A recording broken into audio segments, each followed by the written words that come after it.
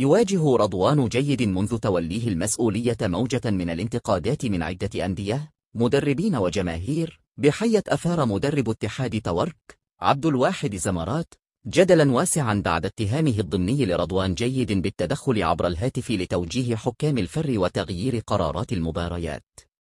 ويتهم جيد أيضا بفرض أسلوبه سلطوي في إدارة المديرية، حيث يشتكي بعض الحكام من غياب التواصل الفعال أو قسوة العقوبات دون مراعاة للظروف، وهو ما خلق جوا مشحونا داخل الجسم التحكيمي.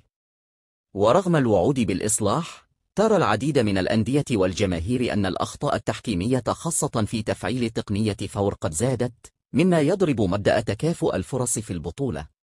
كما يشار إلى وجود تصفية حسابات مع بعض الحكام القدامى أو الحاليين الذين لا يتوافقون مع رؤية جيد. وفي خطوة مفاجئة وصادمة للوسط الرياضي، أعلنت الحكمة الدولية بشرى كربوبي اعتزالها التحكيم نهائياً.